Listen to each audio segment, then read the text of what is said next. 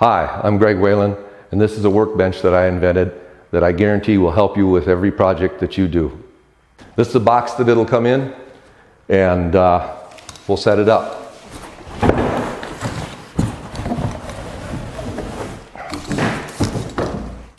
Now we got it open. This is the first package of 3 that make up the work table. We're going to fold this out and show you how it works.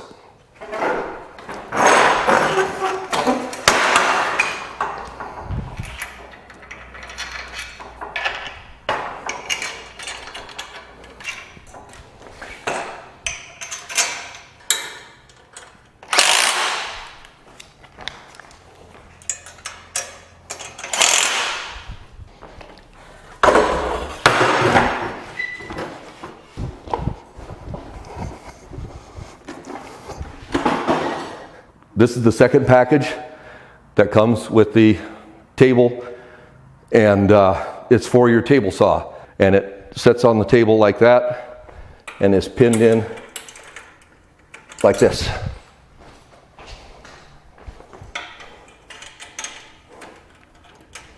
There, it's secure.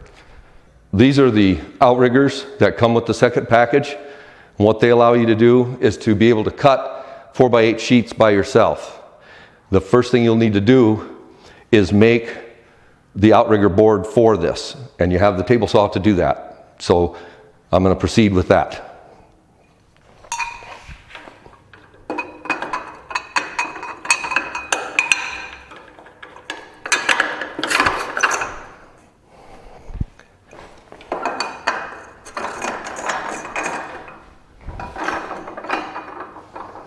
Put them in about halfway, and then put a level across the top. Then tighten up the knobs so that the Outrigger is at its uppermost position.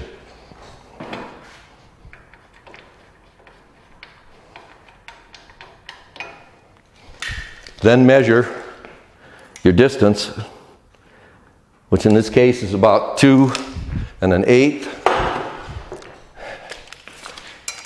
And in this case is about 2 1/8.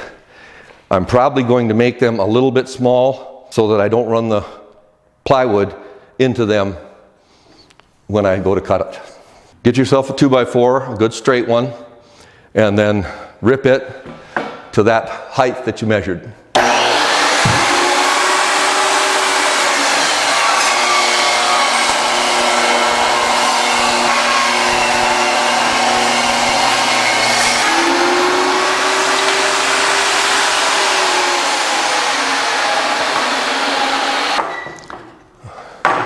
Okay, because I like things nice and neat and clean, this has been used for painting. I'm going to plane it and router it.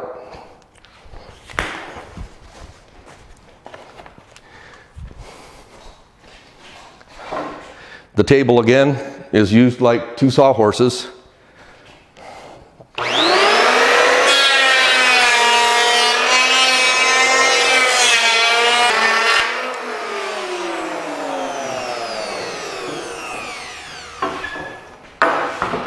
Now I'm going to plane the edge that I sawed to get rid of the saw curves.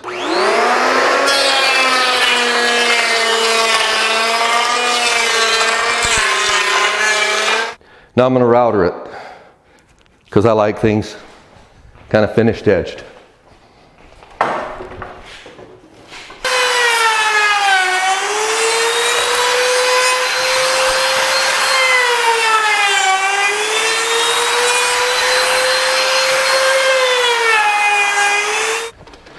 The third package to come with this table is for your motorized miter box, and it slides into 2 tubes on the underside, and then this single leg goes under it.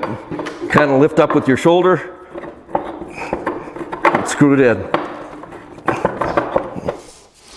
Okay, we want this to be approximately about 6'8" is good, so that it'll catch that, or maybe 6'10", so it'll catch that plywood when it's coming off the table saw. These come with a third package, and they hold your boards. They're the extensions for the miter box. First one goes in like so, and it can extend out and then extend back in, whatever you need. Second one goes back into this position back here.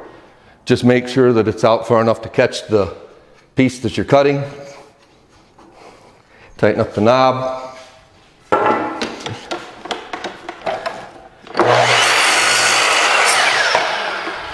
Put your Outrigger board on top of the Outriggers.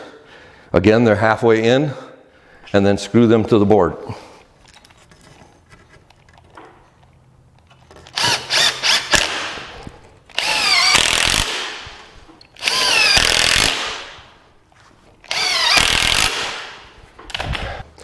Okay, after you've screwed the Outrigger board on, you should be able to slide it in and out to whatever width you need to.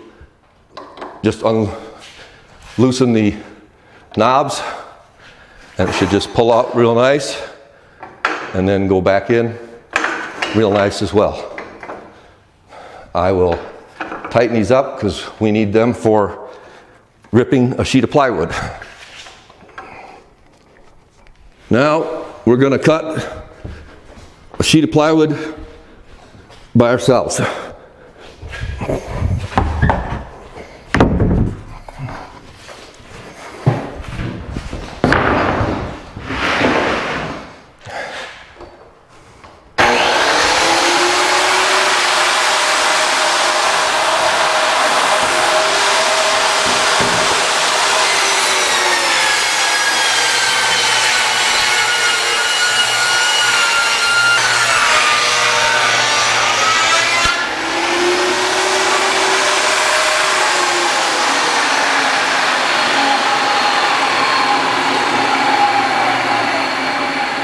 Just like that. We didn't have anybody hold the end. It doesn't flop off onto the floor.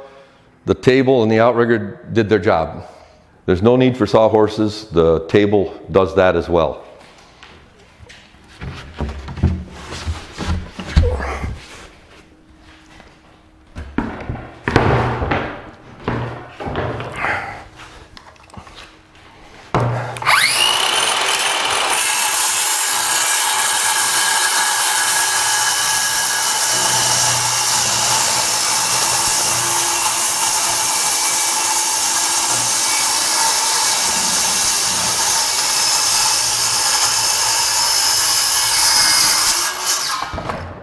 If you notice here, we put boards down so that we wouldn't cut into the saw table. In order to plane thinner material, I made some little brackets out of just scrap wood that I can insert a board into so that when you're planing it, it won't tip over and you won't have anybody that you need to hold it.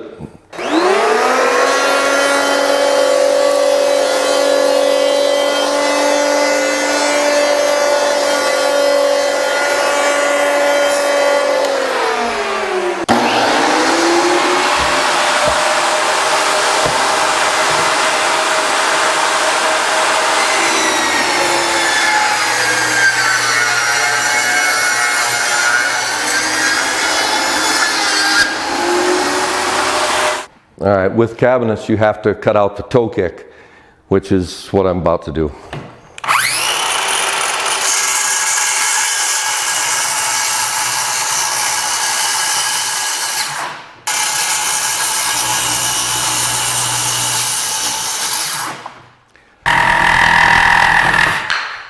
With this system, the one thing you can't do is dado.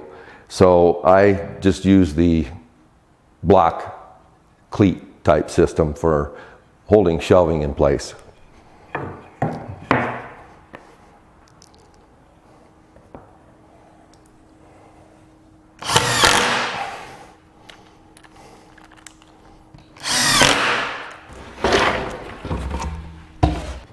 This is the centerpiece of the cabinet, and so it gets a cleat on both sides.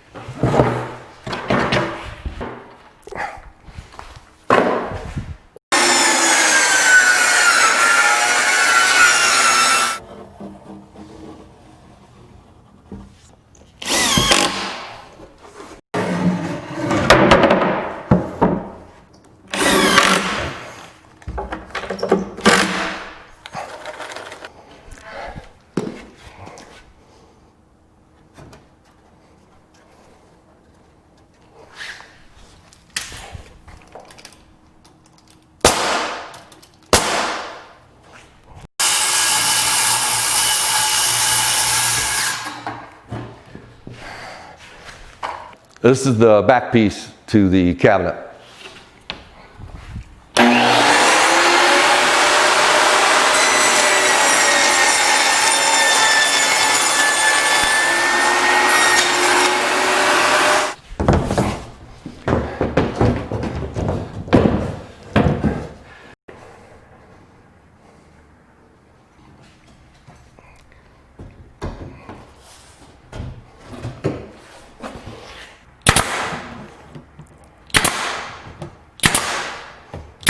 We did the most of the shooting with this brand new table, and I got tired of plugging and unplugging tools, so we put a multi-strip on.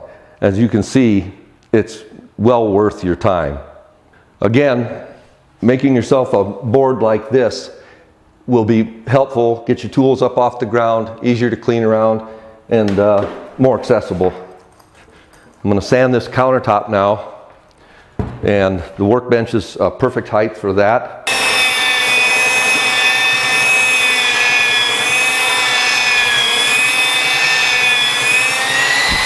Sometimes when you want to sand something, it's moving away from you. These quick grips slide in between the spacers, and you can clamp it down so that it won't move away when you go to sand.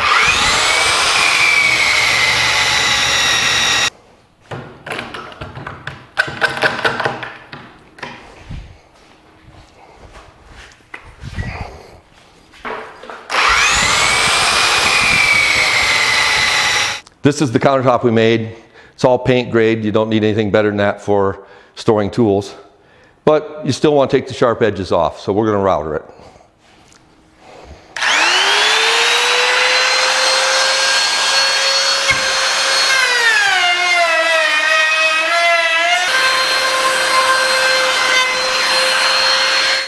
All right, now we have just the last piece of face frame to put on, and the facing is done.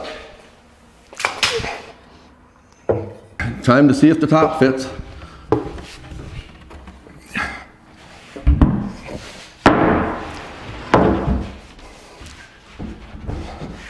Like a glove. Now that we got the base cabinet done, its countertop is on, and we're going to start building the shelving up above.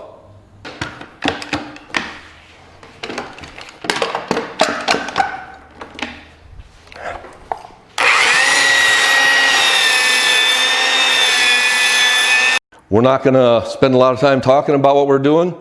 We're just going to tip up the cabinet, put it together, and put the tools in it.